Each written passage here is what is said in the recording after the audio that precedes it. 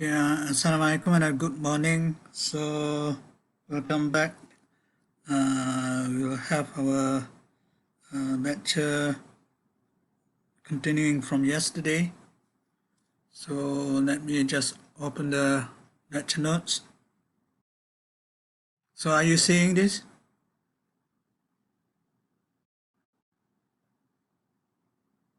Anyone? Can you see the notes? Okay, good. Right. Yesterday, what we did was to look at reference frames, and we are looking at mechanics. Okay. We're looking at mechanics which involve vectors, and then essentially what we're saying that the vectors, the object themselves are going to be a geometric object which points in certain direction in space, but the components will however depend on the reference frames. So, and the reference frames are normally equipped with some coordinate systems.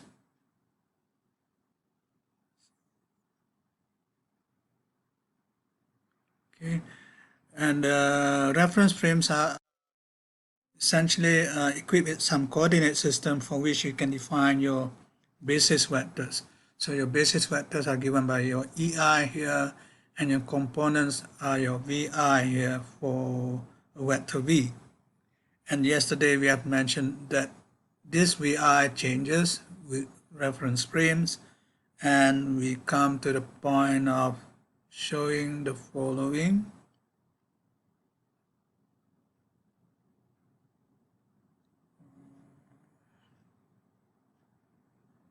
You can actually change your components by changing your basis, and then this is a linear transformation of basis, so there will be a matrix here multiplying the basis, and essentially then you'll find that your components also change accordingly. Here's the change in the components. So the whole vector V doesn't change, but the components change according to this transformation law. Okay. Similarly, if you do change of basis the reverse direction, you also have this components change with a different matrix here. Here is given by the symbol A tilde, and essentially A tilde and A should be inverse of each other. Okay. So,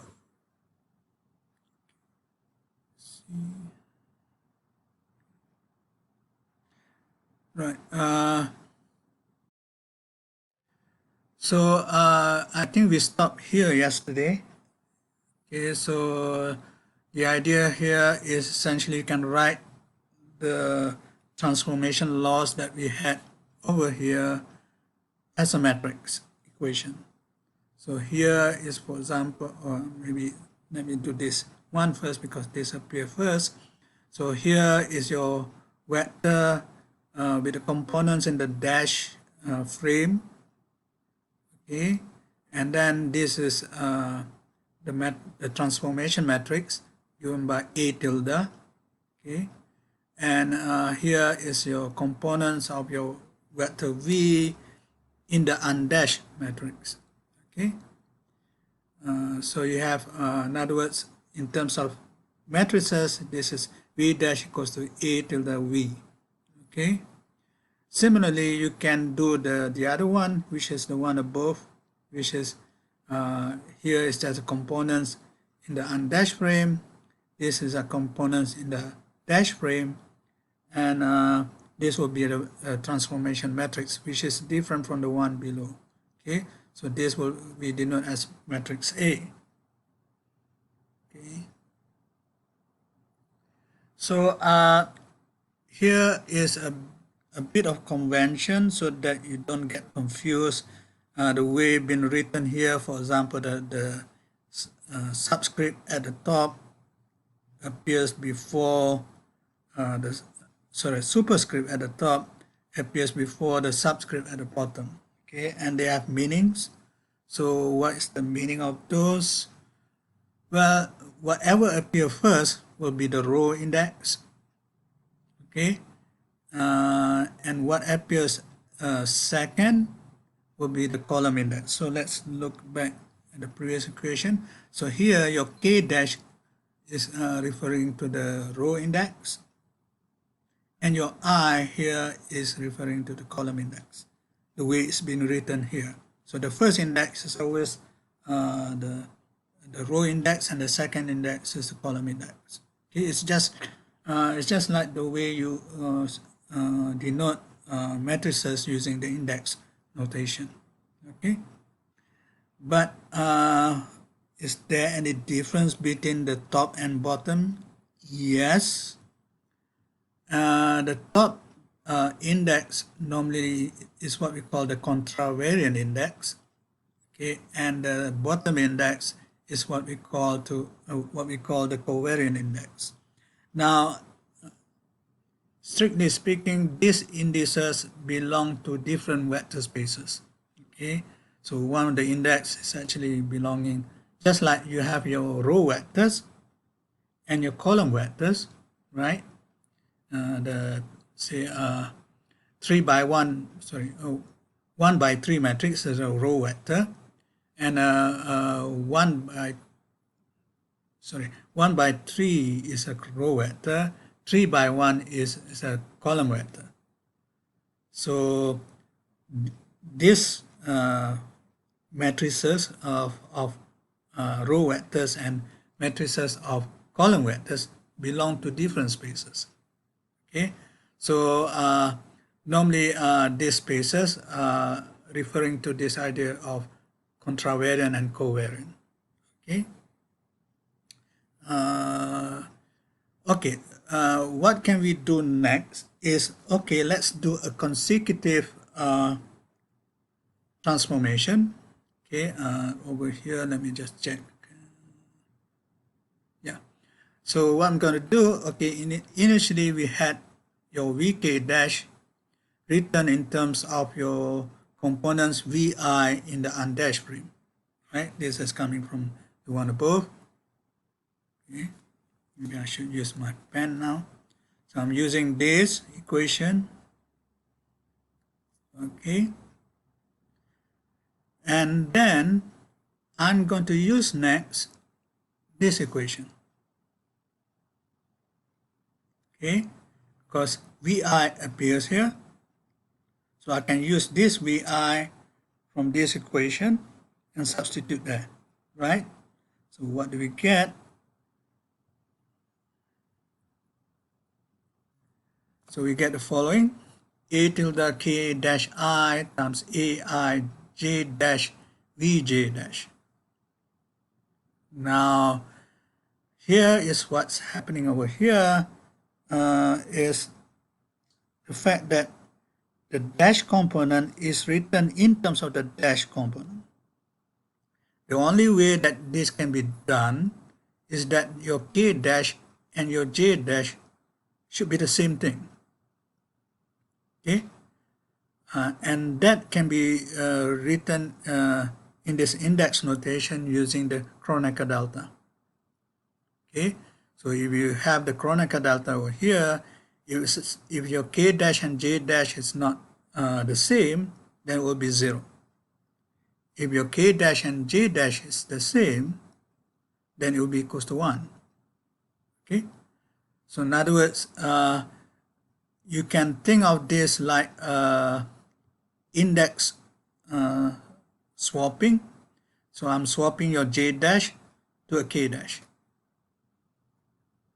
So what is this object? This is actually a new object now. Previously we introduced this Kronecker delta in terms of with index at the bottom 2.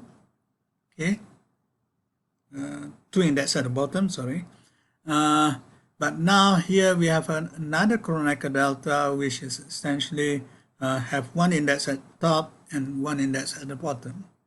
Now, essentially this means the same thing. Okay, remember here, for example, The first index is your row index, second index is your column index, and this corresponds to your identity matrix. The same way we can think of this thing. Okay, the first index is your row index, your second index is your column index, and what kind of matrix that is supposed to obey is just the same identity matrix.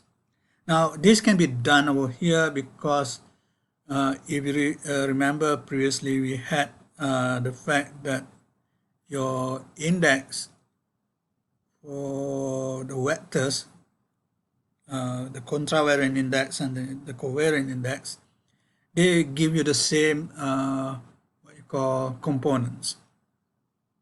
This is just one of the artifacts that you have when you do vectors in what we call a Euclidean space.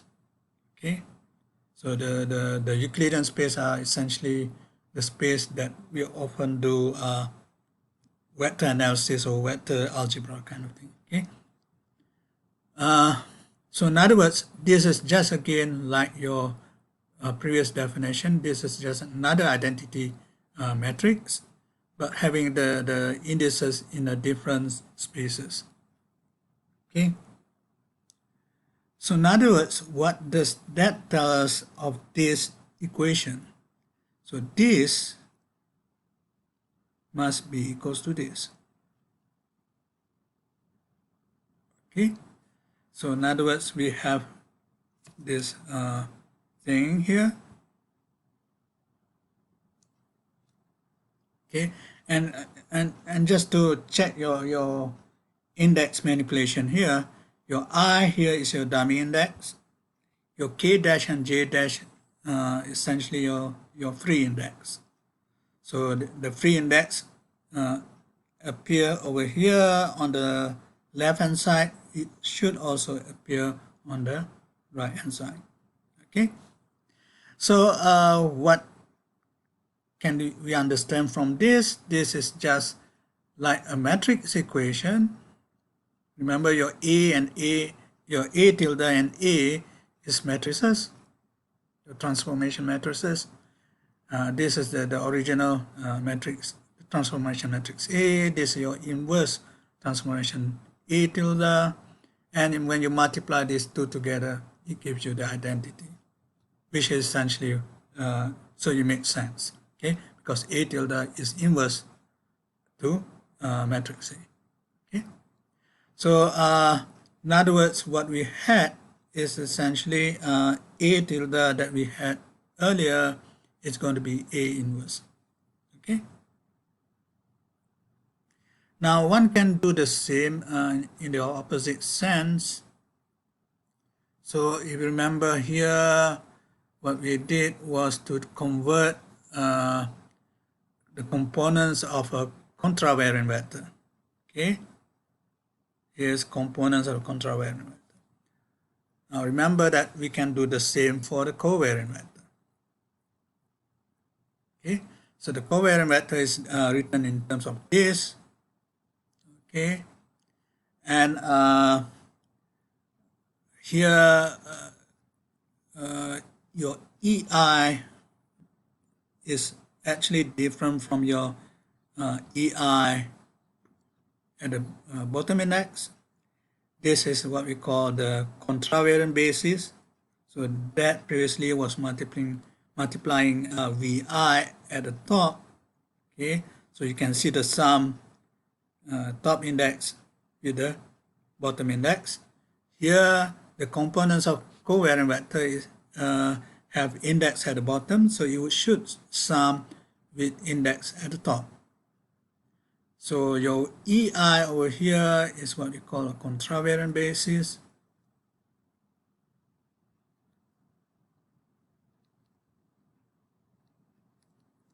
And your EI with the index on top is what we call the covariant basis. And you can see that it makes sense because this one refers to a contravariant vector. Okay, So it has a contravariant basis. Here is a covariant vector with a covariant basis. Now the behavior of this contravariant basis and covariant basis is just the same thing. So when you take the dot product between the two bases, two elements of the basis, then you get your Kronecker delta, but now Kronecker delta has index on top. Okay, and the definition is just the same thing. Okay, how do you interpret this thing? How should I say? So if you try to multiply this, what you call, remember that this is just like your identity matrix.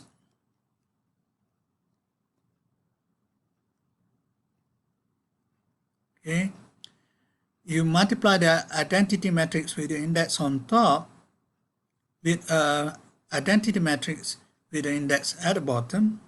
What do you get? You get the identity matrix with one index at the bottom and one index at the top, which is the one that we have just seen in this, for example. Okay. How do you make sense of this? Okay. Well, this is what we call the inverse. The one index on top is called the inverse Euclidean metric, because why? You can start thinking of VI giving you the V squared. Okay, so this gives you the length squared. So the metric, remember, what does it do? It gives you the concept of length. So in this case, it gives you the concept of length squared. So, and then this one can be written in terms of VI delta ij Vg. Okay, so this is like your metric for the covariant vectors. Okay, so I hope, it sounds a bit strange because all these identity metrics looks the same in terms of matrix representation.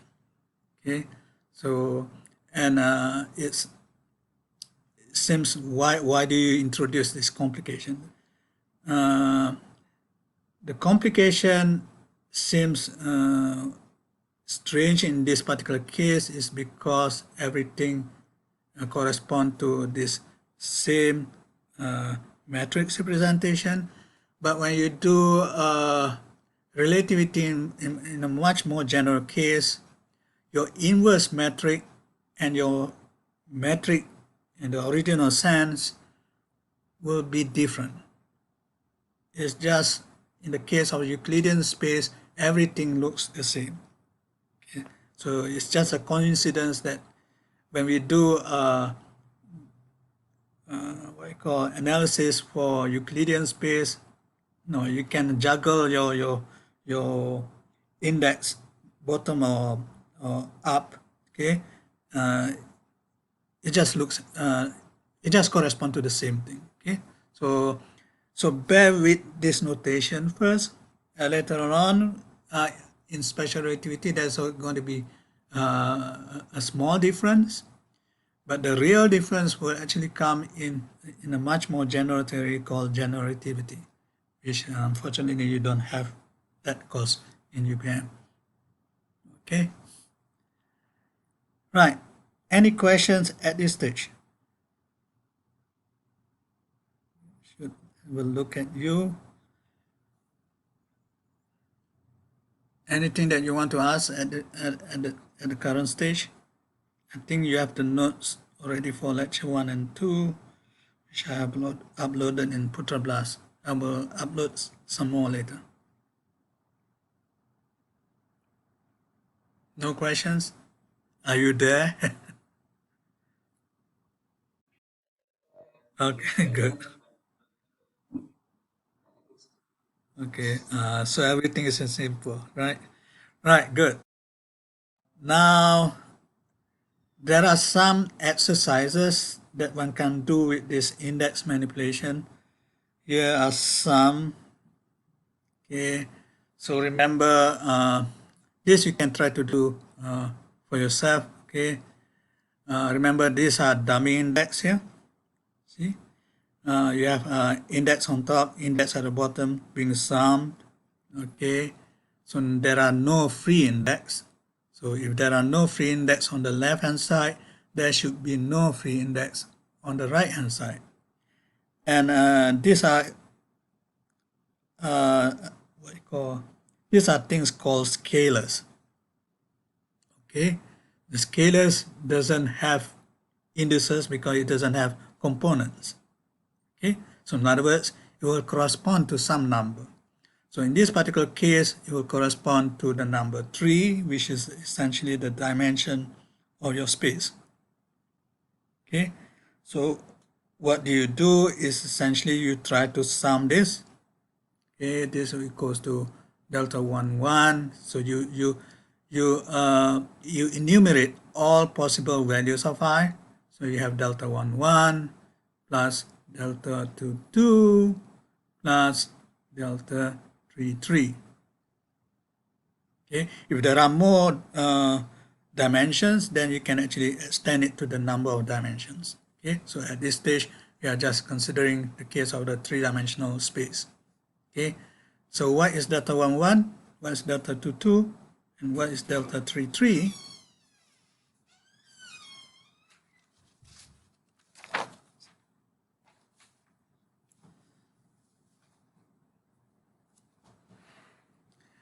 And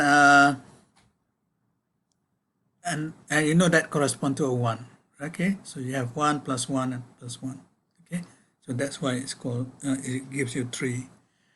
Now, all these exercises is important to you so that you know how to manipulate.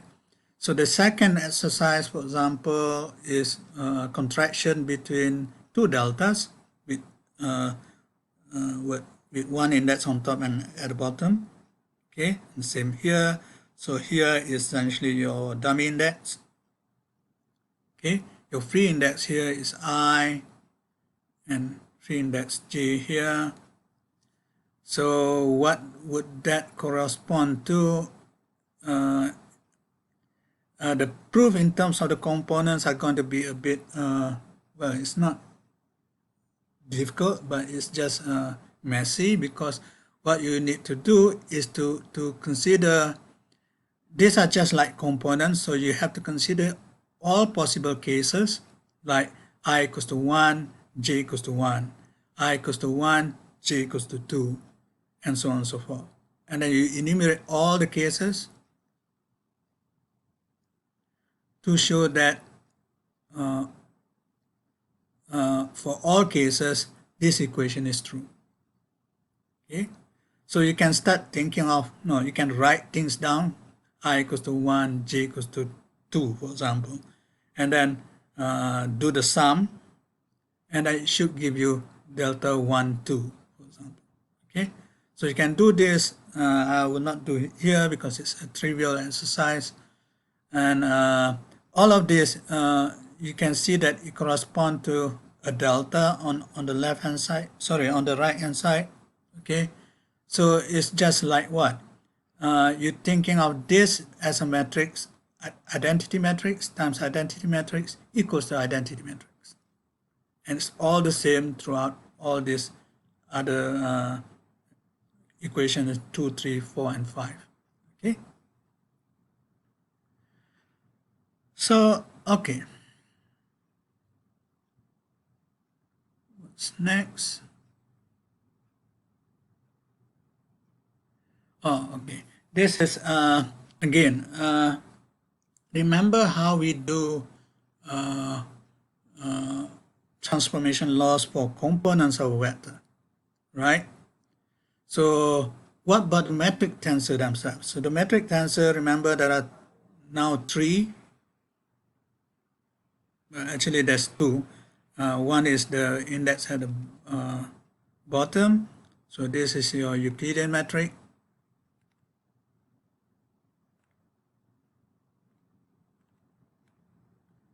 The other one is index at the top.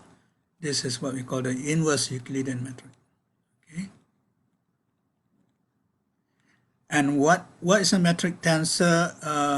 Well, I've not defined tensors yet. What is a metric? It's a generalization of a vector.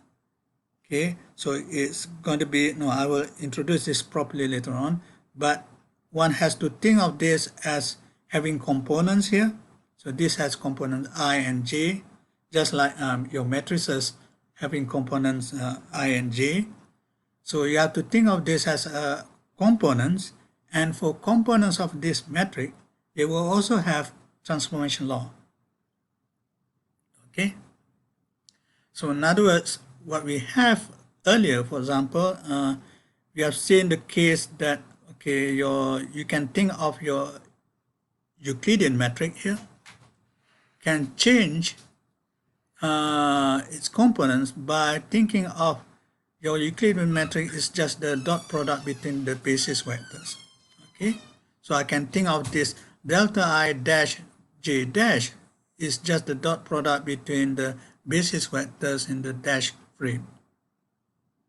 Okay, but you also know that the basis vector in the dash frame are related to the basis vector in the undashed frame this way. So I can just substitute those, okay, substitute this thing inside each, okay, then I will be able to write this, okay, equation, and you can see now your ek.el is just your Euclidean matrix in the undashed frame, and then this is related to the Euclidean metric in the dash frame.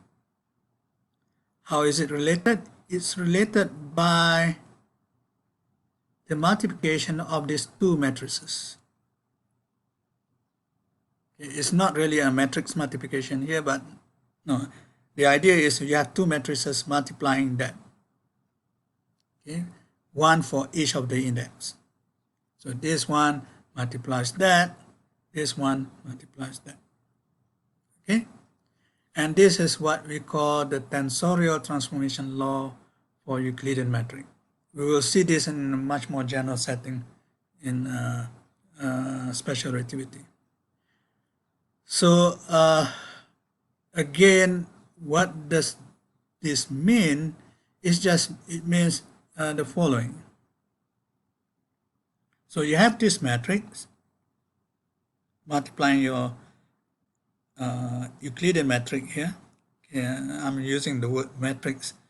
One is matrix, one is metric. Okay, so it sounds a bit the same, but it's a different thing. Okay, so here, if you look at this product, it doesn't quite correspond to how you multiply matrices. Okay, and in fact, if I really want to make it look like a multiplication of matrices, what do I need? I need to change some of it. For example, let's consider here, okay, ALJ dash.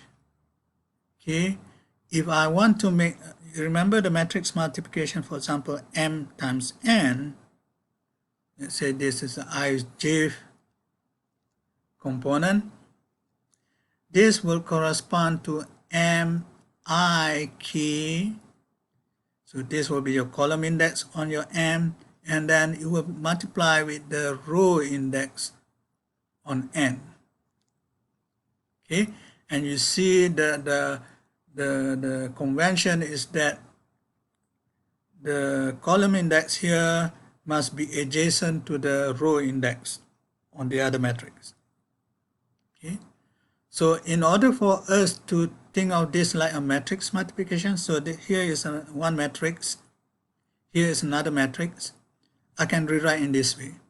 So I can see here, for example, is your column index, because it's the second index on this delta. So this is a column index, so it should multiply a row index, which is supposed to be the first index on the other matrix. Okay, so L and L over here is adjacent, So that leaves me this K. Now if we look at this one, this is A K I dash. K is coming before I dash. Somebody coming?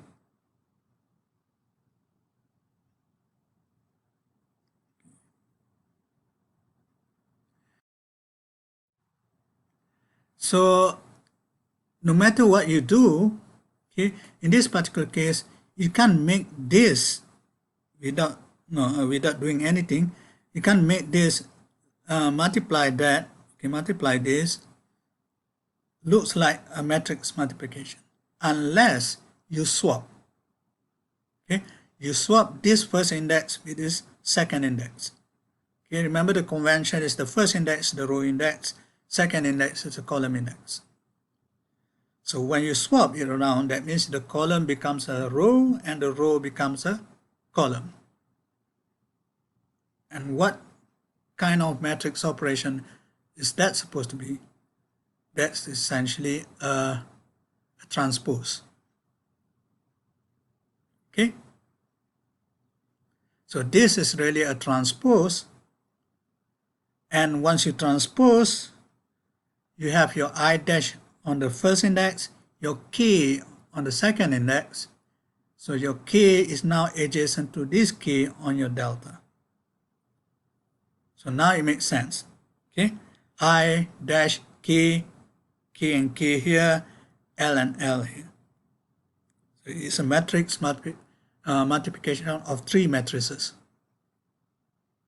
Okay, but now we have this special matrix in the middle. We should know that it's going to be 0 for most cases unless K equals to L. So one can think of this thing as I said earlier, you replace your one of the subscript here, for example, to the other subscript. Okay, so in that particular case, if it's not the same, then it has to be 0, you remember? So it has to be the same. So in other words, K has to be equals to L. So I can now always replace your K here and your L here by the same index. So that goes to this.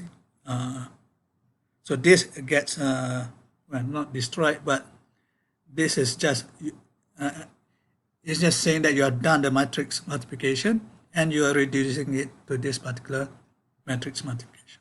Okay, here a matrix multiplication of 3 matrices, here is a matrix multiplication of 2 matrices. And your L over here is now replaced by your K. Okay. And it's a bit confusing here. Your L initially was on top, but now it goes to the bottom. Okay, but I mean, this is just the artifact of the fact you have the indices over here are all at the bottom. Okay, so that's why your L is now, remember that your delta has 2 roles. One role is to swap index, and then it can either, the other role will be raise or lower your index. So now you swap the index as well. In this case, you lower the index.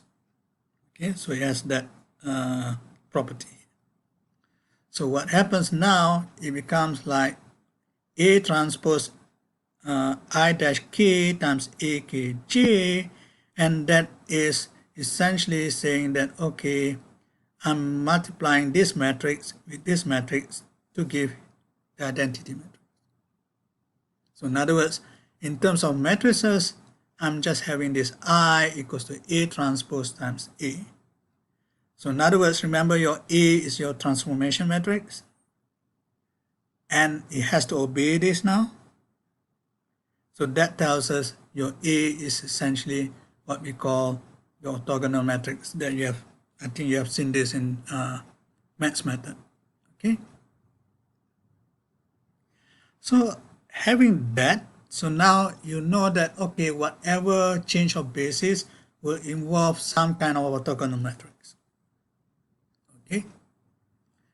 And this equation, you can do another thing with it as a matrix equation. Okay. You can take the determinant of this equation. So you have determinant of I equals to the determinant of A transpose A. But determinant of A transpose A is equals to, maybe I put another step here. This will be equals to determinant of A transpose times determinant of A. Okay. And determinant of A transpose is just the same as determinant of A.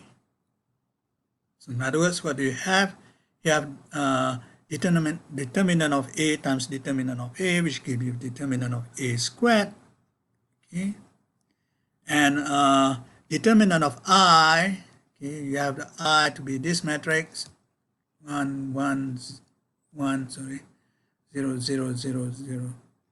And you know that's the determinant of that is simply equals to 1. So in other words, your determinant of A has to be plus or minus 1. So again, this is just a revision by right to you. Determinant of A equals to plus 1 is what we call a rotation matrix. Okay. So an example, a rotation about z-axis will be this kind of matrix. Okay. And you can check that this determinant of this matrix essentially equals to 1. Okay. What about the other case, which is determinant of A equals to minus 1? This is essentially a reflection matrix. An example over here is the reflection about xy plane. Okay. So your x and y components will not change, but your z component will get flipped into a minus sign. Okay, so that's why you have this minus sign there. And we take this determinant of this matrix is essentially equals to minus 1. Okay, so generally you have both of these matrices to correspond to what we call an orthogonal matrix. Okay, the special case where determinant of A equals to plus 1 is sometimes called, well, it's called special orthogonal matrices, and they are only the rotation matrices, okay, without reflections.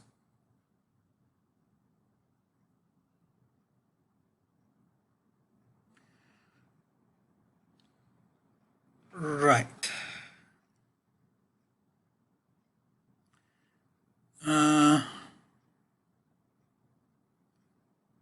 Should we do this? Okay, this is going to be a bit, again, once you understand this, is doesn't, I mean, initially when you look at it, it might be confusing. Okay, remember the first case was, let me write it down here.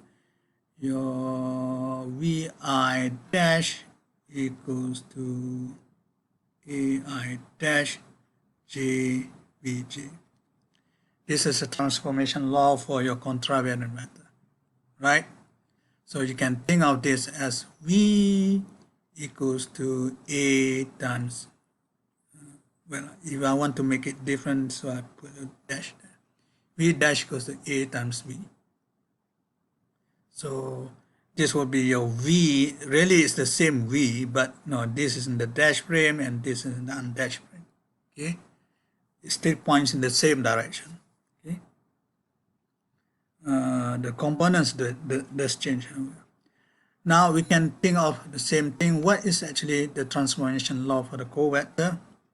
Okay, then without saying too much, okay, I'm not going to go to the proof in this sense. I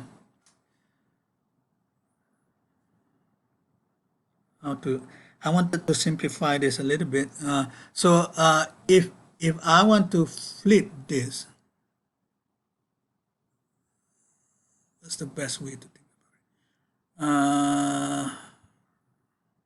Okay, let me put the other equation down. So that would be Vi dash equals to A tilde I dash J E J, right? But this is essentially what? This is really A transpose I dash J. And A transpose is essentially your A inverse.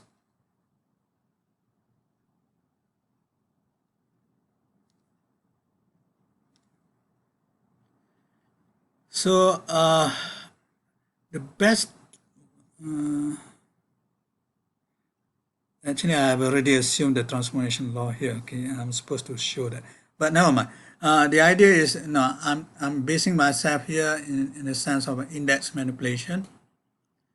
A way to think about this is to think of what actually is preserved in a geometric sense. So one thing that preserves in the geometric sense is your length. So here's a length in the undashed frame, where is the length squared. Okay. Length squared in undashed frame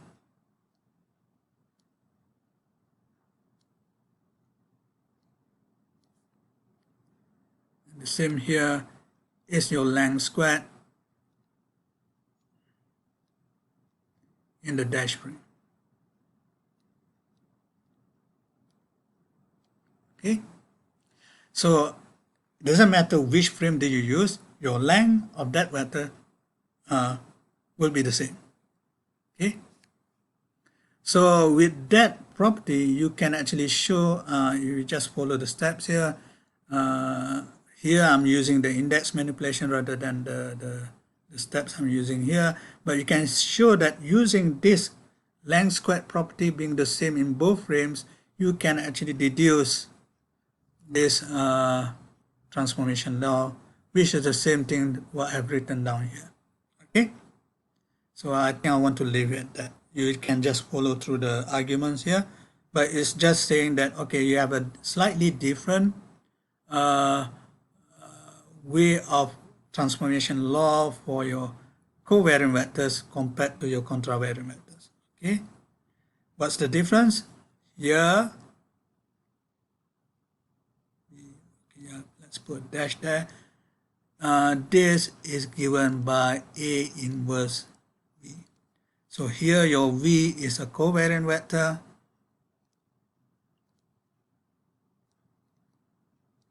Here's your V as contravariant vector. And you can see what's the difference between the two. One of them involves an A, the other will be involving your A inverse. Now, how to think of this? The best way to think of this is to think of your contravariant vector is just like your column vector. So V1, V2, V3, okay? And this one will be your row vector, V1, V2, V3, okay? So when you multiply the row vector with the column vector, so this is your V here, this is your another V here, essentially you get your length of the vector square, okay? So it has this opposite sense in some way. When you talk about covariant vector and when you talk about contravariant vector, there's a subtle difference between the two, even though the components may be the same in the Euclidean space. Okay? Right. I think this is just saying the same thing. Okay. So this is the way we think about the transformation law for the covariant vector. So it's a row vector. Okay. So the row vector here is what we call 1 by 3, right? Okay, 1 by 3 times 3 by 3 will give you a 1 by 3. Okay. Right. I think I want to finish off this one before we take a break. Now, one of the powerful thing with index notation is that you can do algebraic manipulation very easily. and you can prove identities easily in the context of an index manipulation. Now, if you remember, I think some of you might have seen this if I'm the one teaching you maths method. Vector identities is easy to prove when you involve numerical values.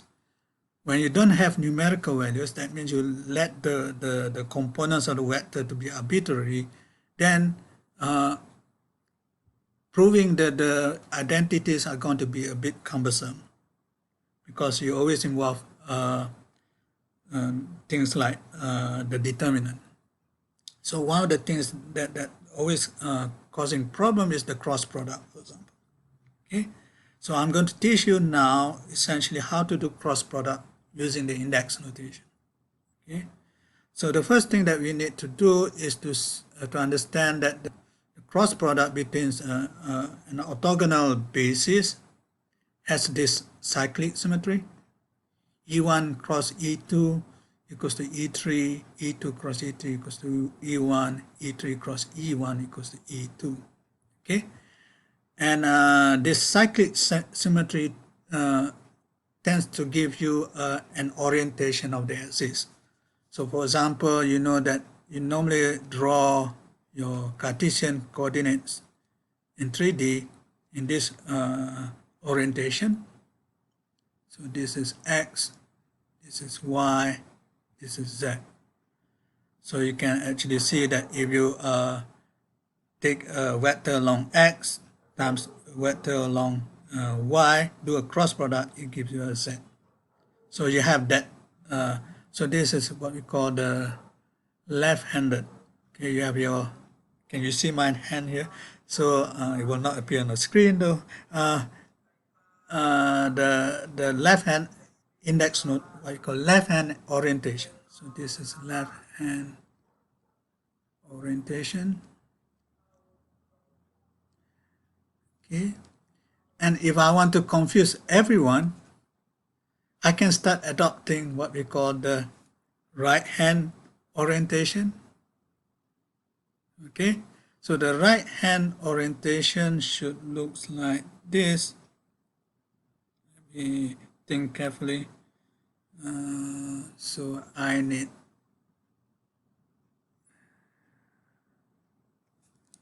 an X. So it's like this.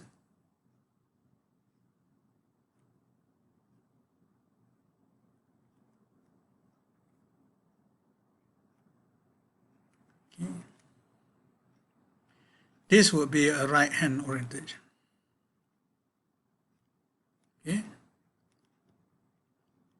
And really, you can interchange these two, okay, because it gives you a different orientation. So the cross product, in some sense, tells you how to set the orientation of your axis. Okay, so the normal one that we use is essentially your left-hand case. Okay. So your cross product, having this idea of setting the orientation, it will also determine how you do your cross product for arbitrary vectors. Okay, so your by using your high school kind of formula for your V cross W, it will be just okay having this V on the first vector to be on this second row entrance, and then your W will be the third one. Okay, the first one will be the entrance of the basis, and that's how you do the cross product. So that is what we have learned in school. So what we're going to do, we want to turn this into an index notation, and this we need to have what we call the Levi-Civita symbol, or sometimes it's called the alternating tensor, and it's defined as follows: epsilon ijk equals to 1. It's if the permutation is even permutation of 1 to 3, minus 1 if it's odd permutation of 1 to 3, and anything else would involve some index to be the same. Okay, So here is the even permutation. So 2, 3, 1, for example.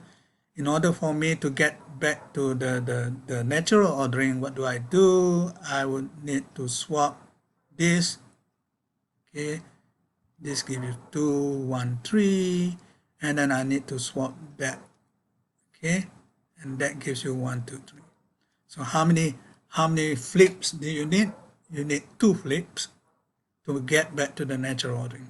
Okay, and 2 essentially is an even number, and that defines what is an even permutation. Okay, 3 to 1, for example, I need how many? So let me flip 3, 1, 2. Okay, and then I flip again 3.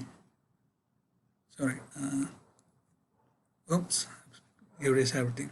3, 2, 1, flip 3, 1, 2, and then I flip 1, 3, 2, and then I flip another one, 1, 2, 3. So how many flips? 1, 2, 3. So that's odd permutation, and that defines the odd permutation value should be equal to minus 1.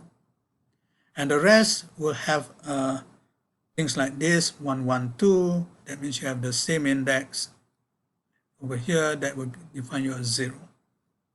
Okay, so your epsilon ijk essentially is a tensor which is what we call totally antisymmetric.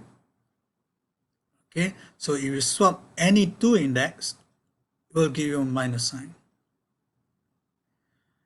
And here, the way I define this, your epsilon ijk has all the index at the bottom.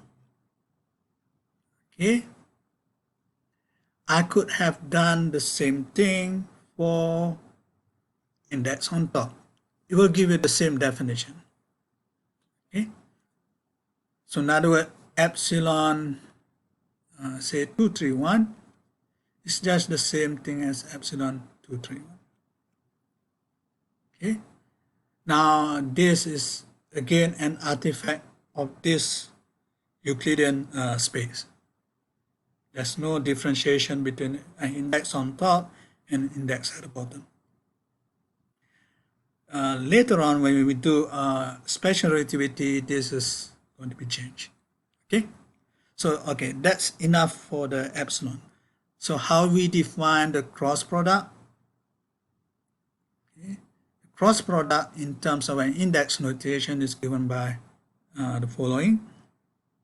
Suppose I have V cross W here, so I have to have your epsilon somewhere sticking into the equation, and then your I here should tell you, okay, what direction. Remember the I, okay, maybe I write in terms of here.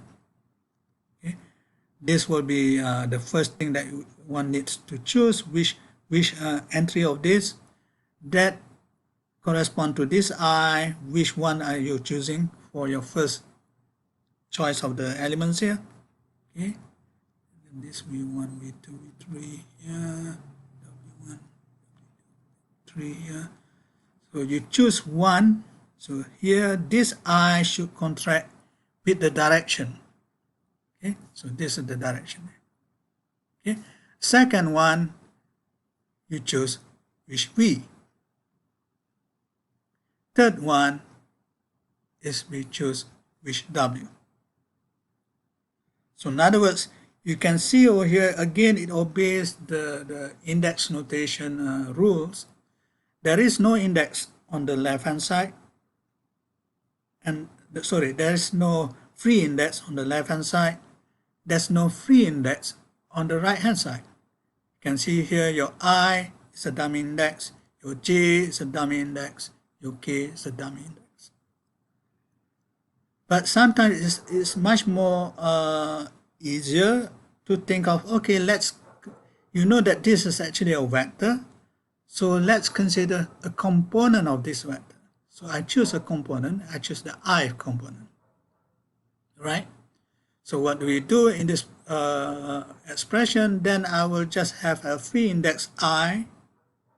That means I cannot contract with this vector here.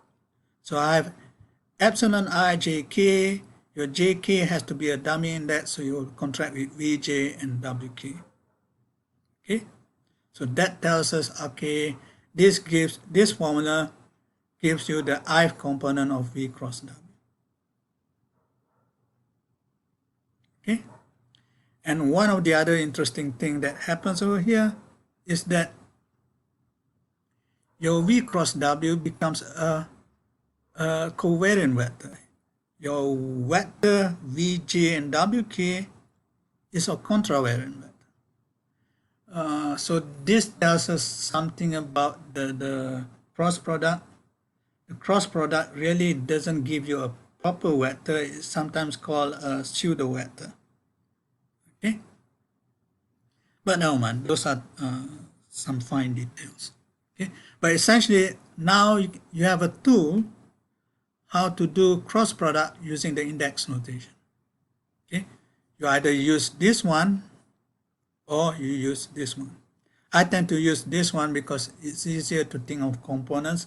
The one that's changing is essentially a components. Okay, so I want to know what actually happens here. In order for us to manipulate this notation somehow, we need to have another identity. Okay, the identity is essentially this thing that tells you how to do multiplication between two epsilons. Okay, here I have epsilon I jk, epsilon pqr, so that these are all free index. So the terms on the right hand side should also have the free index I jk pqr. And the only way that you can have this is to take the determinants of these Kronecker deltas so that it preserves the property of what? It preserves the property if I change anything with the index on top, okay, this will actually interchange your rows. So you interchange any two rows, you should get a minus sign. Or if I interchange any index at the bottom PQR here, it corresponds to the interchange of the columns. So if I interchange any two columns in a determinant, that will give you a minus sign. So this allows us to think of the multiplication of these epsilons in terms of multiplication of Kronecker deltas. Okay. Now the proof of this is actually difficult. Okay, the proof of this involves evaluating for each different case of IJK PQR. So I'm not going to do that. Okay, but essentially you can see that taking the determinant will take care of the properties of these epsilons being totally antisymmetric. Okay, and remember also the other thing is that the only values that you can have in this object is either 1 or minus 1 and 0, of course. So one property that we really need when we do cross products kind of manipulation is when one of the index on this epsilon here and one of the index in this epsilon over here is the same. Example here, I take P here to be equals to K. So I just simply use this formula. Okay, so that anything that appears with a P, I just replace it by K. So there will be delta IK here, delta JK here. So you can see that. But here's the important thing. Here you have delta KK. And what is delta KK? From the exercise that we see before, so 3. Okay, so that somewhat simplifies a little bit, no? And you start taking the determinant as usual. I'm not going to, you should know how to do this. Okay, you just take 1 here and then take the minor here and then do the determinant again. And then this one, okay, now with the minus sign, because you have that property. Okay, and then here you take the plus sign back, and then you take this minus again. Okay, and you take the determinant. Forgotten, close bracket. So okay, so and then when you sum, when you take all the smaller determinants here, and then you try to see what else can you simplify. So let's see over here. You can see, for example, delta ik, delta jq, delta kr. So k and k here is a dummy index, which is the one we had for the epsilons as well, okay, on the left hand side. So I can replace now, remember your delta can be thought of as a replacement of your labels. I can replace your I can replace your I or your R here. No. Should I say? Either I replace your I by R or I replace the R by I. Okay. So what I'm going to do, I'm going to replace it by I by R. Okay. And same thing here, delta IK and then delta KQ. Okay. So this sum with that. Okay. Then I will need to replace, say, your Q with I. Okay. So that means I have delta IQ. Okay. So, and you do this for all of this. And finally, you can see some of the things over here will simplify up to this equation over here. So remember, this is equals to what? This is epsilon, what was it? Ijk, epsilon k q r. So your k being sum, your free index is ij and qr, and what do we have in this formula is, okay, let's suppose I take ij and then I take qr, okay, in that ordering. But then I should also consider the other ordering, which swaps the j and I, or you swap the q and r, whichever. Okay, here is swapping your j and I, but maintaining your q and r. So this is going to be important when you sort of do proofs of identities. Let's do one so that you can see what's going on, and then you can try proving other identities. The thing that we have seen before is the case of a triple cross product. Well, I mean, not triple. Okay, there's some name for this. This is having three vectors, cross product each other. Okay, and it's important that you know which one is being done first. In this case, your B and C is done first. Okay, and this you remember in your maybe lower courses, this correspond to the vector B times A dot C and the vector C times A dot B. So sometimes it's called a back-cap rule. But no, it's really dangerous to just think about this, because it's going to be different if I do this.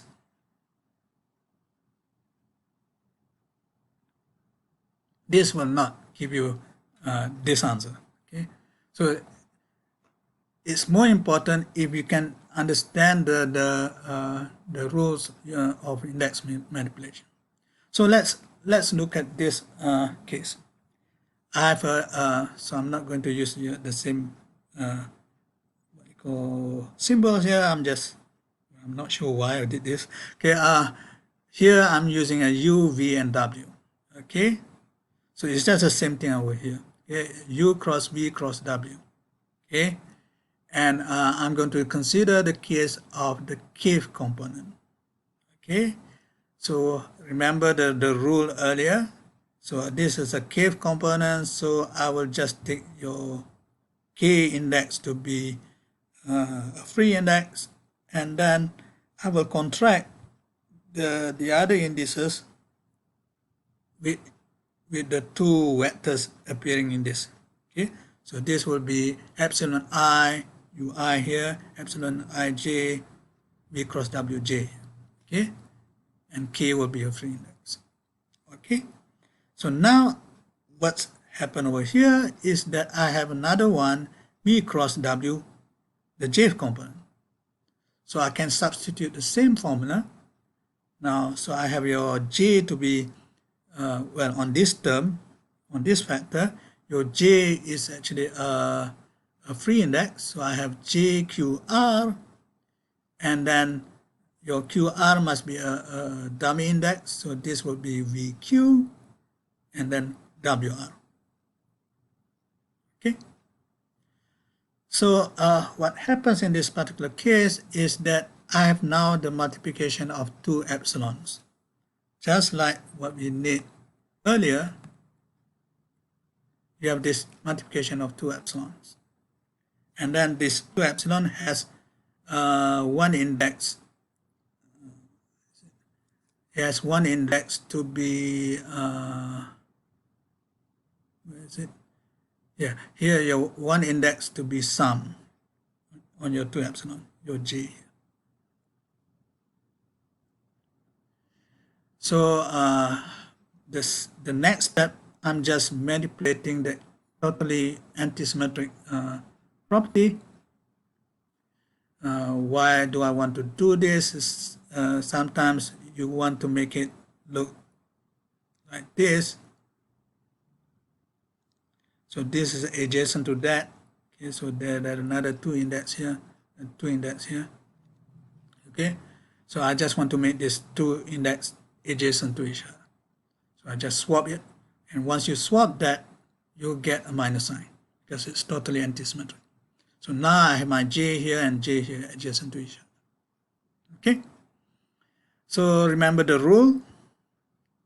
I have index I, k, q, r to be what you call well, I mean it's a dummy index, but no, it's free index with respect to this two epsilon. Okay, so what I'm going to do is, okay, I'm going to maintain qr.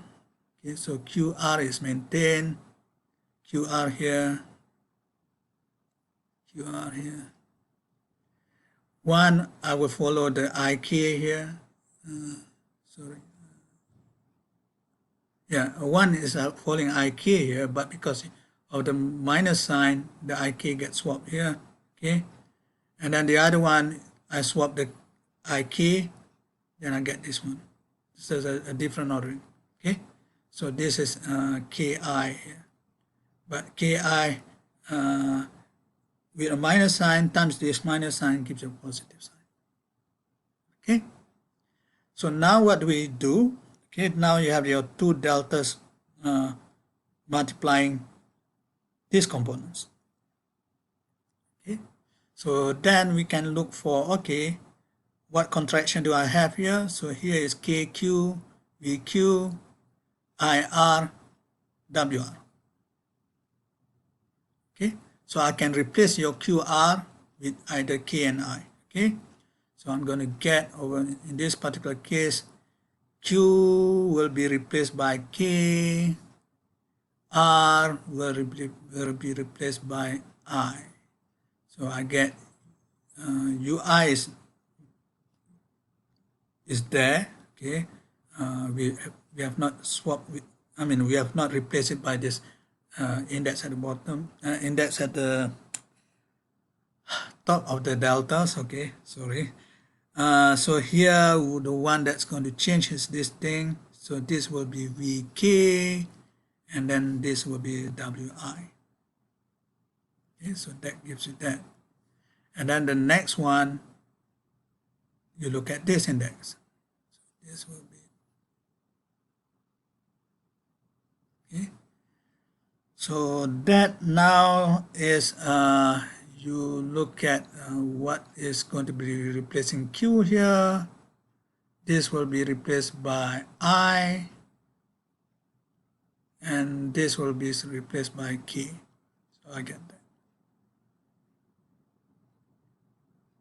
Okay. So now what do we have?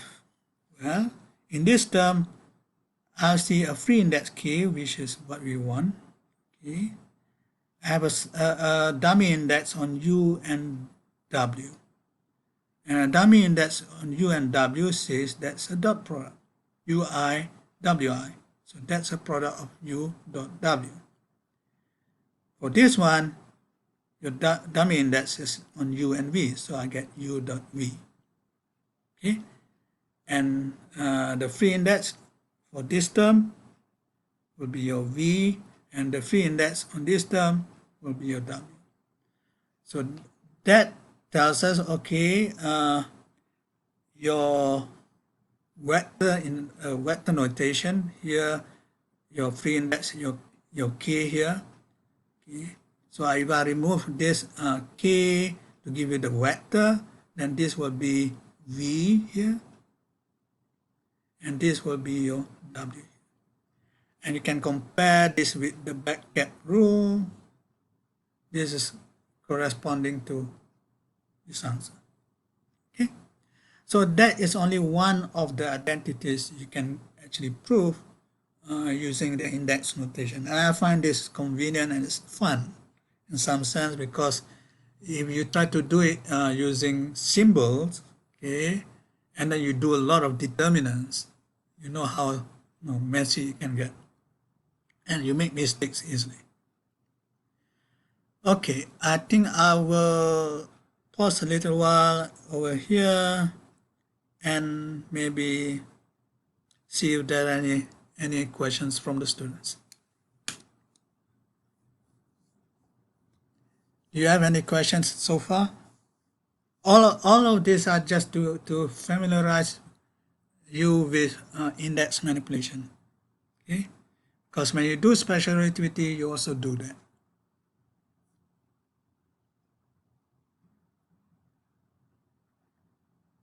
Any questions?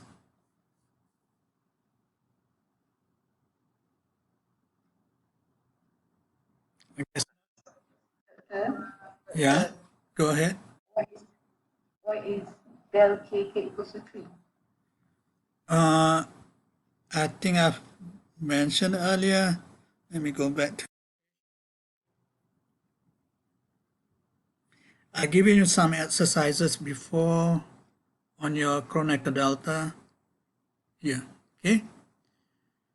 Here, delta II or delta KK, as you mentioned, okay, your dummy index is appearing on the same delta. That means you are going to sum over this dummy index, right?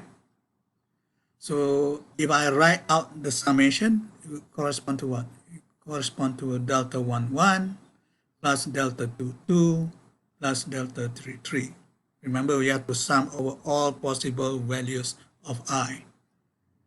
So in this word, in this sense, sorry, what is delta 1, 1? Delta 1, 1 is 1, delta 2, 2 is 1, delta 3, 3, 3 is 1. So you get 1 plus 1 plus 1, and that gives you 3. So it's only limit until 3, right? So it's not going to 4. At this stage, we are limiting ourselves to classical mechanics where your space is only 3. We have not included time yet. Okay, time is going to be of the same footing as space when you do special relativity. In this is the thing, in classical mechanics, time is just like a parameter rather than a variable. So there are two different sense. Okay, I think if I'm not mistaken, I've already mentioned about time in classical mechanics is like how should I say? It's something that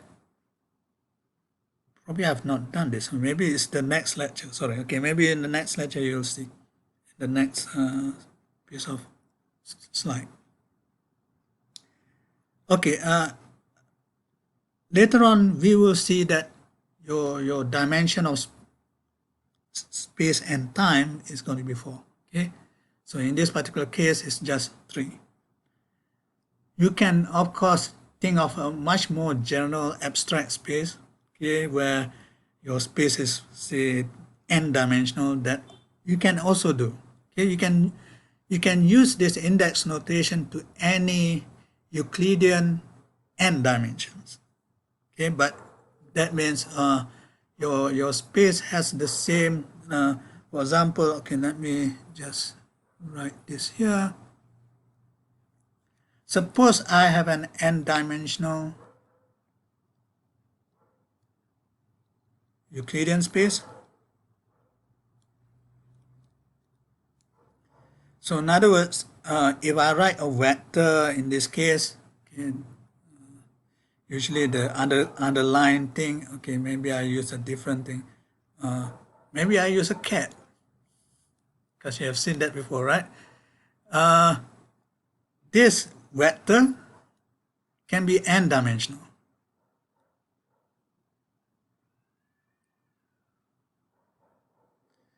So if, okay, so let me just, maybe it's a bad idea, but never mind. So I can write this as Vi, right? So if I do multiplying the vector with a dual vector, I'm supposed to get your modulus V squared. And this corresponds to Vi squared plus, sorry, V1 squared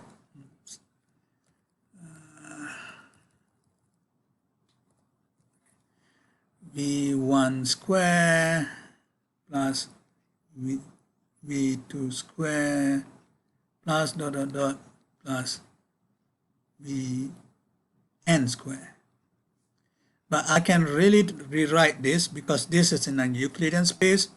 So your top index and bottom index means the same thing. So I can write V1 plus V2 plus dot dot dot, oops, what's happening? Vn. So I can really write this as Vi delta ij Vj. So here's your Euclidean, well, I mean, in this particular cases, okay, maybe I should do this also.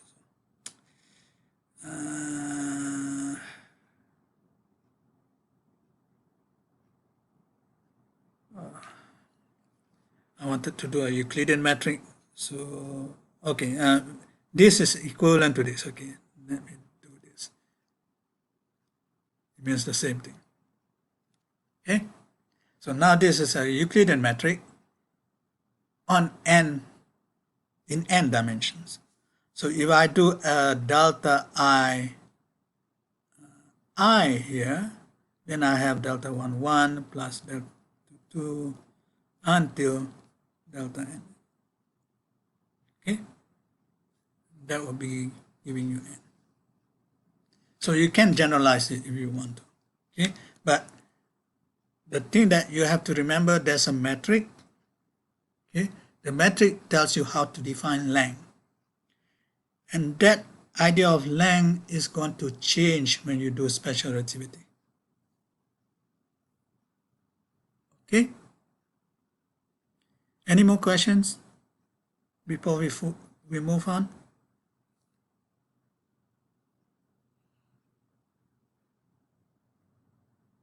No? So shall we proceed? Oh, okay. So let's take a break of 3 minutes. Okay? So I need a break. So I'll take a break of 3 minutes.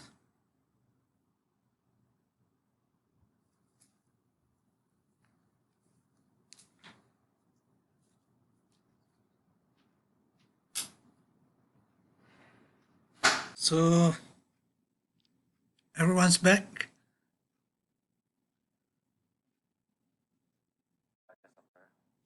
Okay, let us continue then. Okay. Maybe I think this probably is the, let me check if there's anything more from this.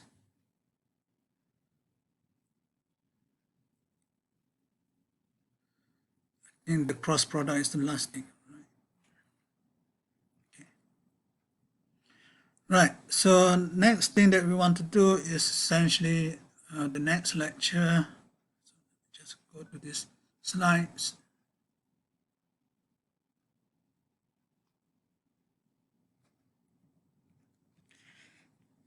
Before we go to special relativity, we should know there is also a sense of relativity in the classical mechanics sense. Okay, so we have learned all the index manipulation in the earlier set of notes. Okay, the main thing about the thing that you need to maintain some idea is that the space that we are having in the classical mechanics essentially is Euclidean geometry. Okay.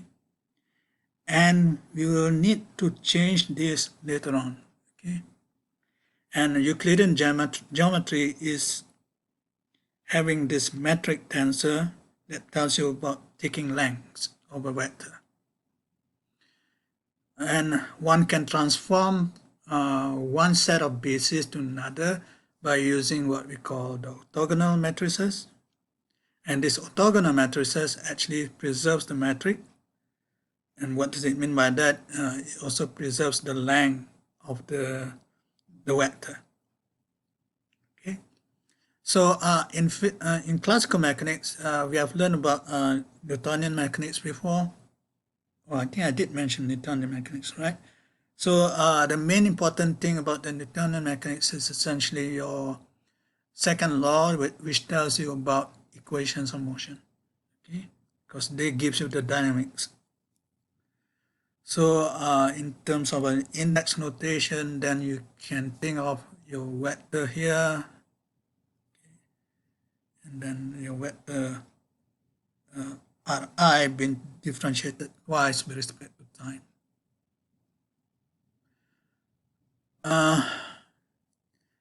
One of the things probably we should also mention over here is that the normal way of defining the position vector is usually as a contravariant vector rather than covariant vector. It doesn't make any difference with respect to Euclidean space, but later on, when you do special relativity, you also talk about position vector, but that position vector is maintained as contravariant vector, and there's a difference between the two, contravariant vector and covariant vector. Okay, the basic idea of relativity in Newtonian mechanics or in classical mechanics is the fact that there is a set of frames, reference frames, for which if we define that frame to be an inertial frame, okay, if Newton's law, that means this law, okay, is satisfied. Okay. Anything else that doesn't satisfy this, okay, will not be an inertial frame. So you'll see later on the kind of inertial frame, reference frame to be an inertial frame will be restricted to what we call frames moving with constant velocity.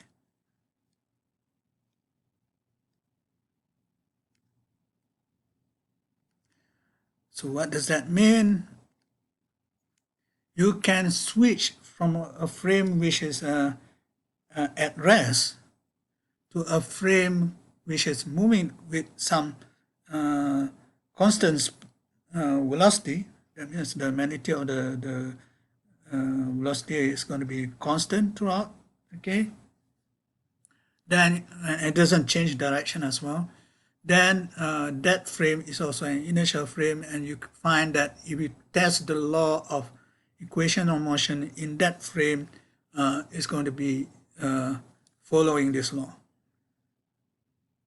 Okay, so it always goes back to this whether this law is obeyed or not.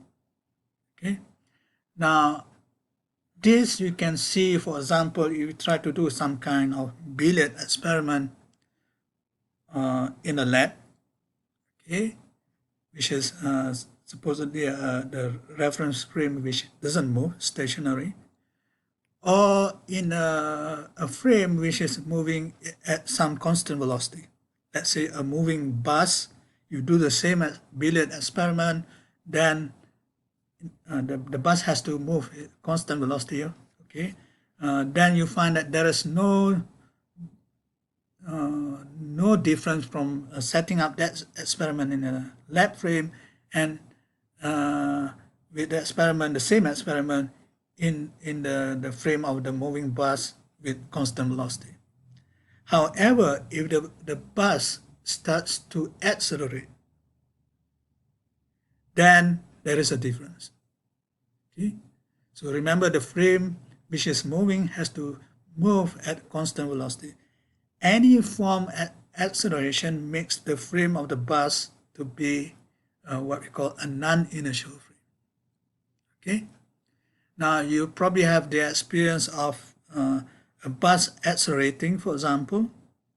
Then when you sit on the bus, you are actually, when it starts to accelerate, you start to move your body forward as if there's something pushing you. That sense of force is a non-inertial force. It's your inertia of the body trying to resist the motion of the accelerating bus.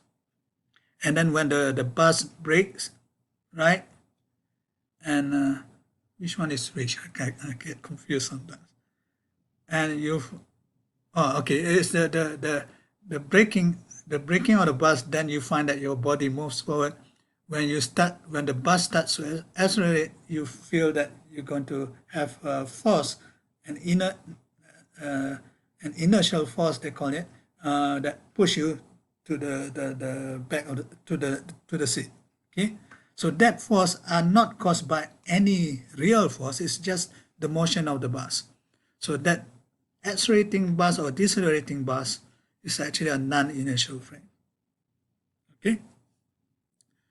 So with respect to inertial frames, however, okay, you have this freedom to choose. Which frame that you choose, it doesn't matter. Okay, those frames, whether it's a stationary frame or a frame with constant velocity, it's just the same frame in the sense of classical mechanics. Okay, so you can see, for example, there are few transformations that allow you to have these inertial frames. First, you can make space translation. That means you take one frame and then you put it some other place. Okay, you translate it to, say, to a distant r0 away. Then you find that, okay, in this new frame, your position vector changes. Okay, but if you look at the rate of change,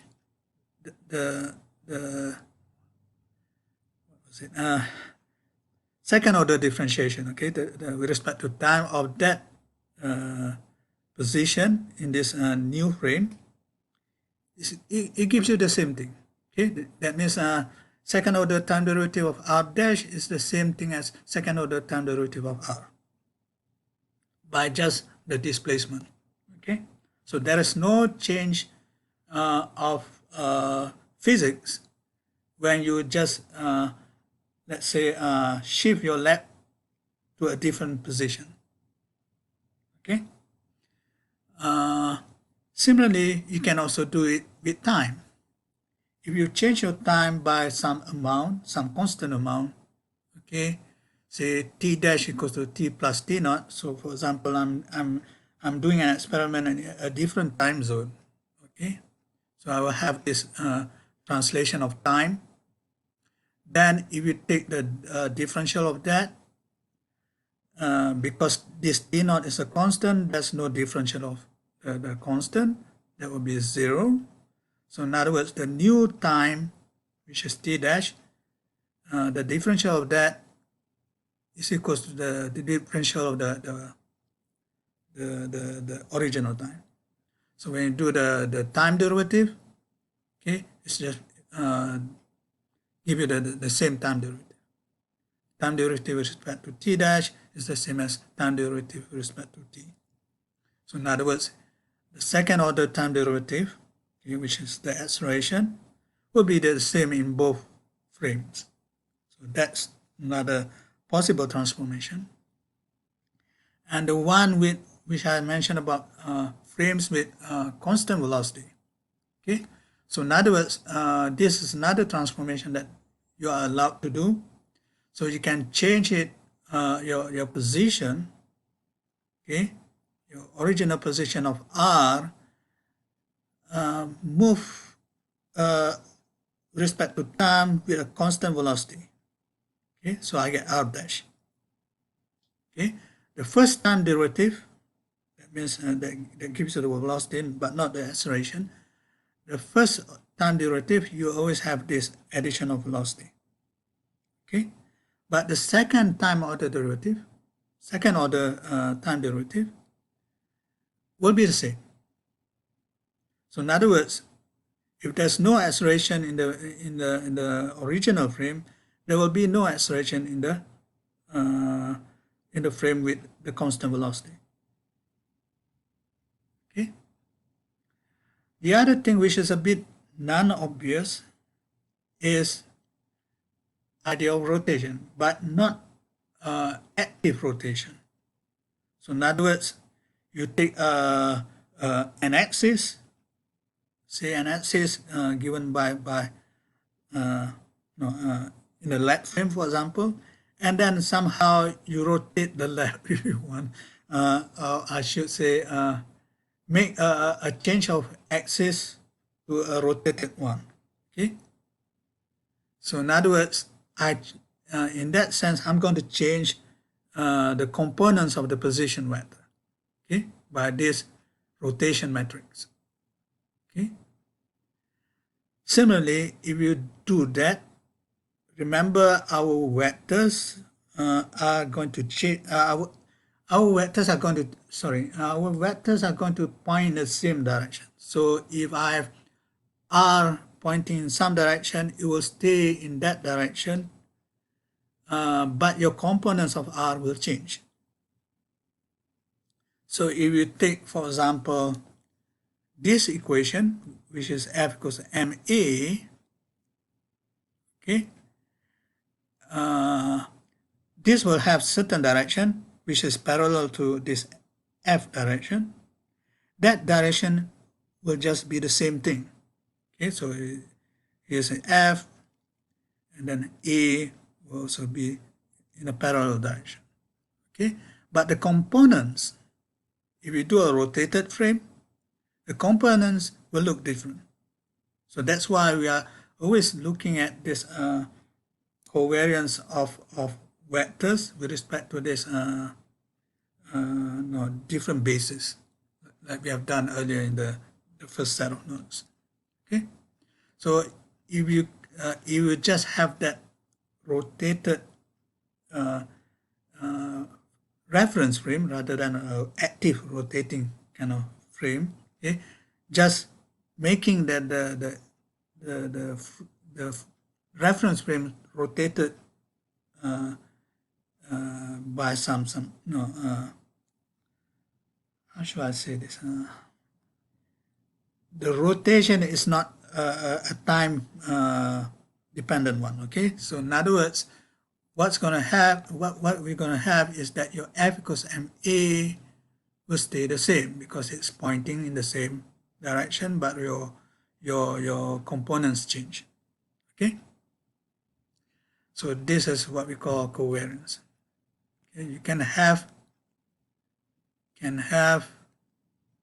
change in components, but the geometric vector doesn't change. Okay, so all this transformation is allowed, and what you have is still an inertial frame. Okay, so that means there are space translation, time translation, uniform motion, and rotation. So you do any of this transformation, your inertial frame will turn into another inertial frame, and all inertial frames are equivalent in this sense. So you can adopt any one of them. Okay? And that is the sense of what we call the Galilean relativity, corresponding to this Galilean transformations of that four type. Okay? Space translation, time translation, uniform motion,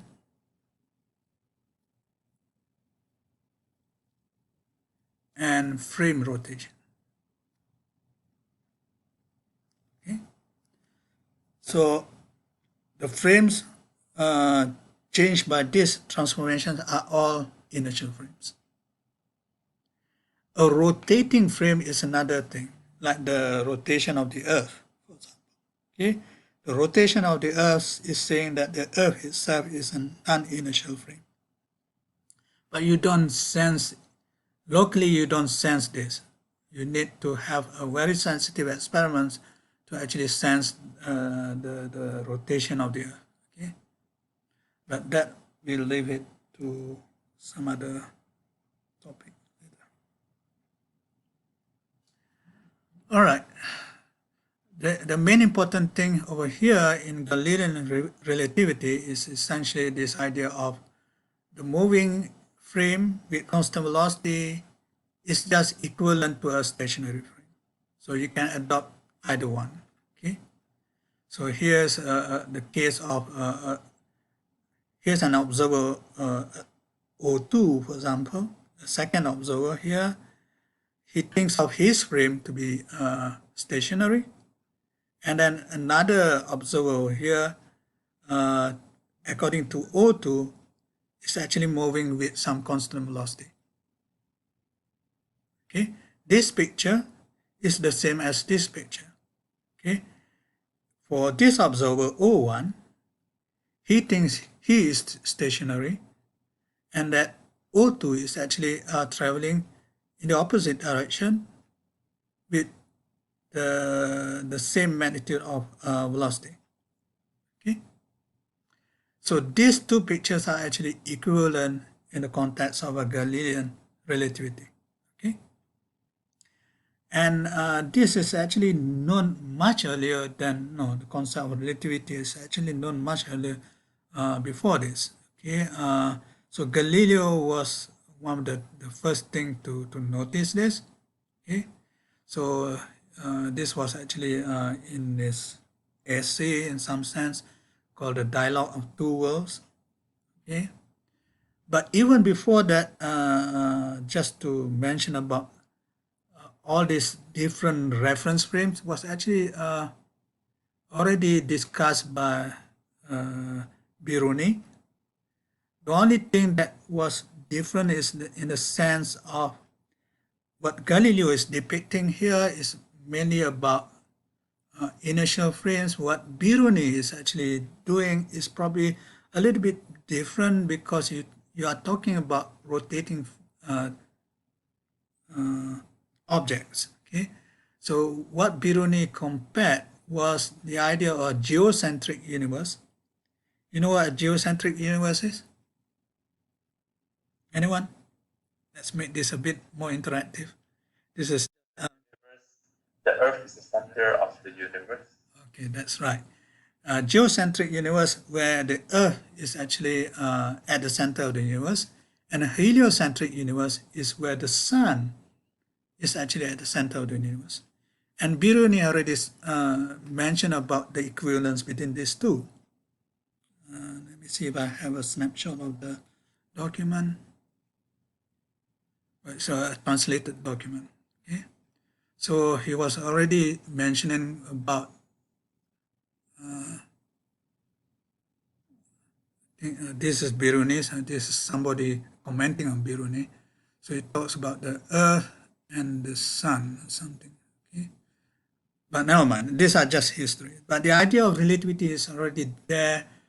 The seeds of it are already there in the beginning, but perhaps what's the difference is in the modern physics sense is that they don't have the right mathematics yet. Okay. So today we are actually having enough mathematics to actually describe all the different relativities that you can have. Okay. So let's concentrate on this Galilean transformation thing. Now, why is this important? Because this will generalize a little bit when you go to special relativity, and then generalize more in the case of general relativity.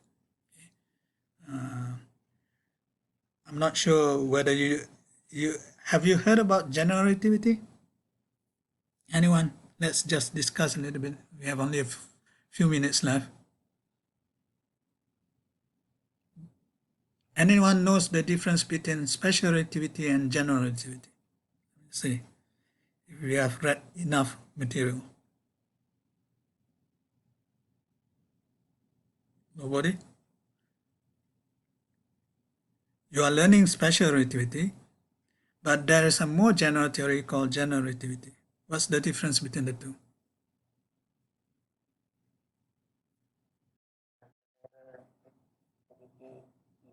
About more about gravitation. Right. Affect the make of the object. Okay, that's good. Okay, that means you have read enough. Okay, one of the things that we want to see from students is read more beyond the scope of their courses. So general relativity essentially takes into account gravitational forces, whereas special relativity ignores gravitational forces.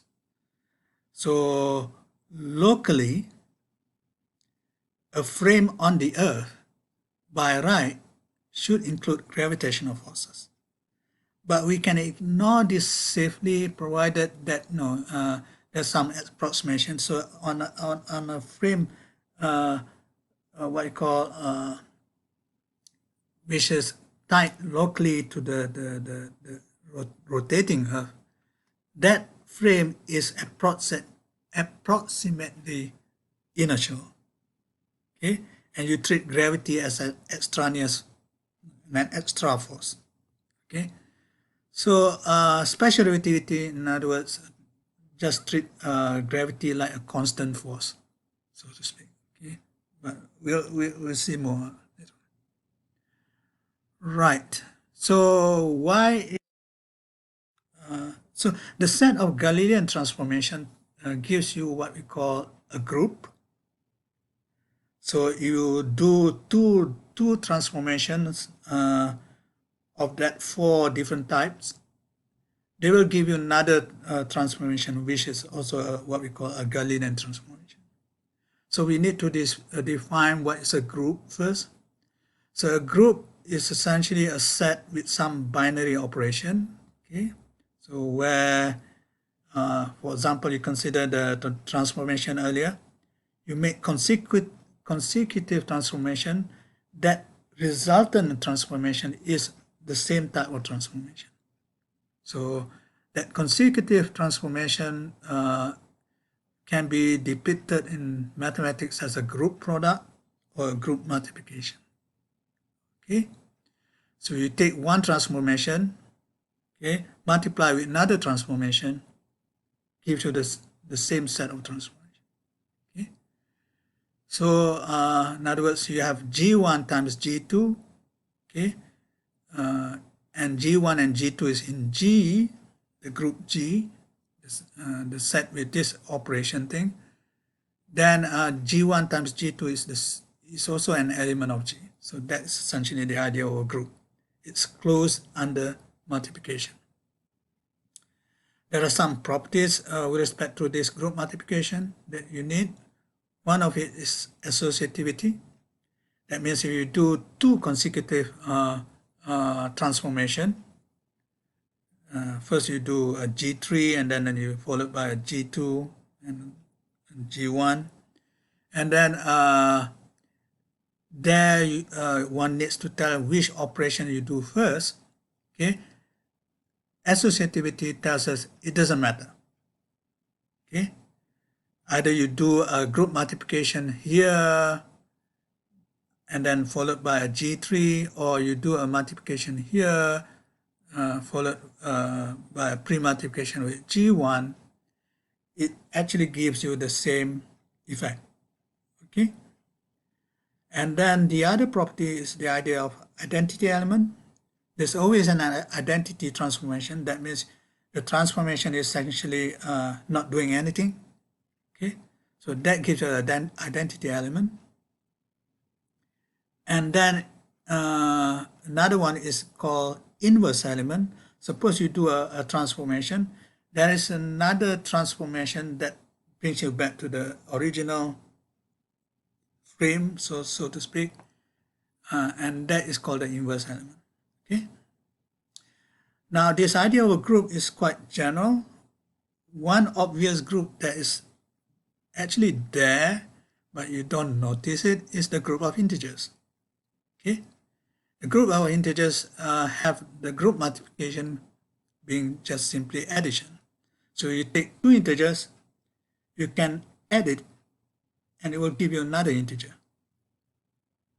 Okay, or you can add it with a 0, and 0 is the identity of this operation of addition.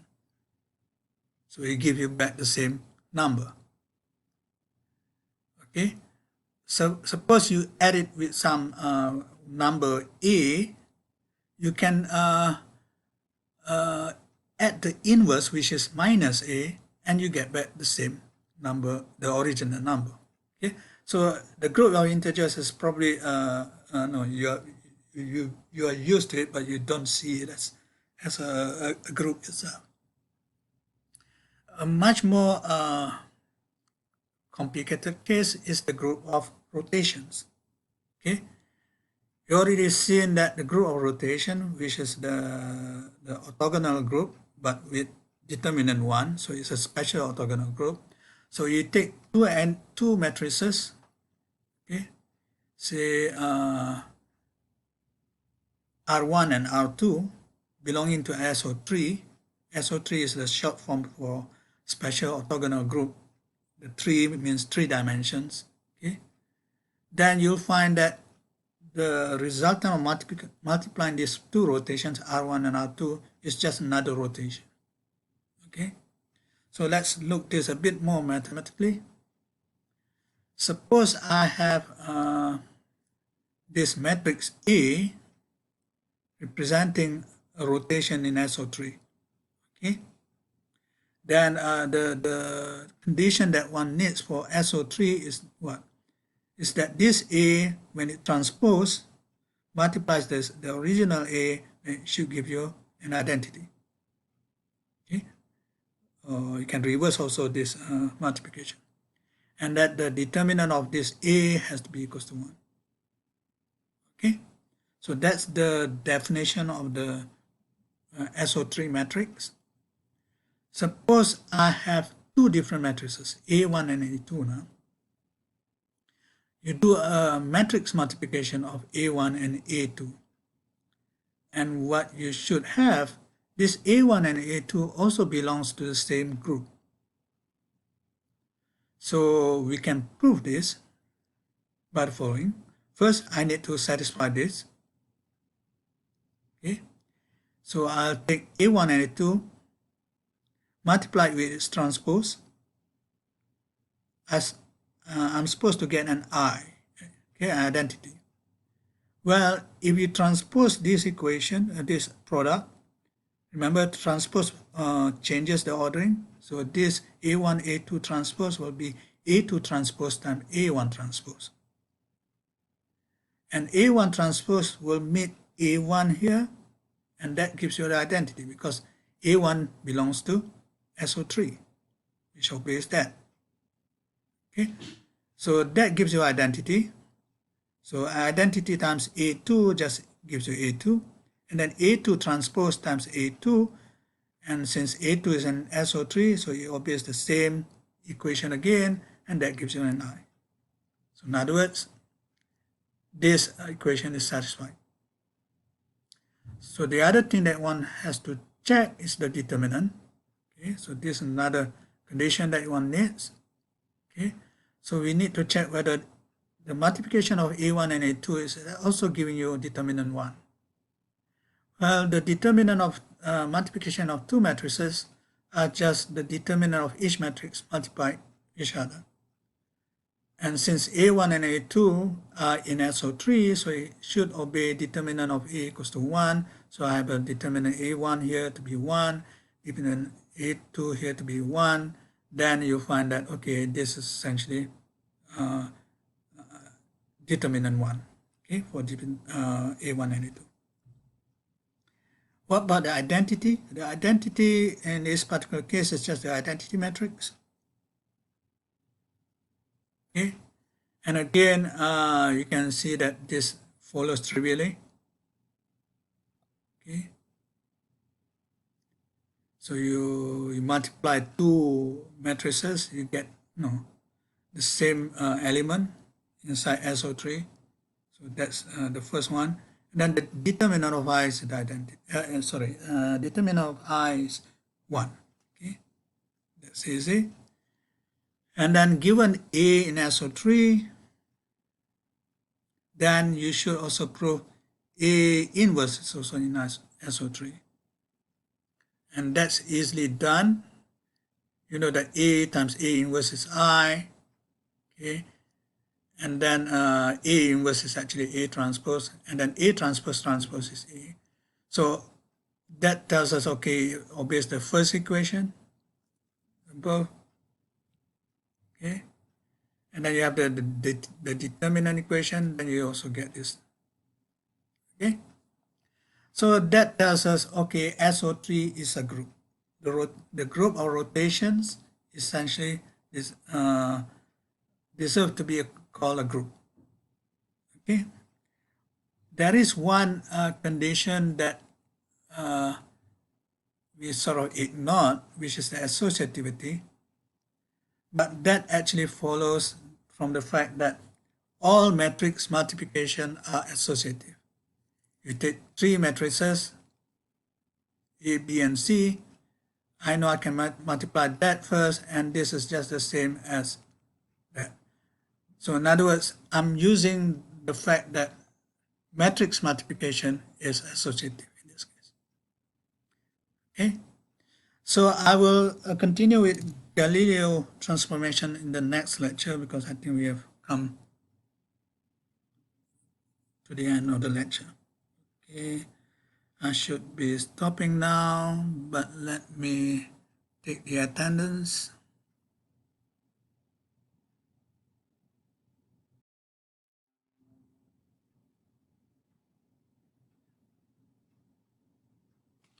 So we'll see you again next week, God willing. And I'll stop now. Okay, thank you, everyone.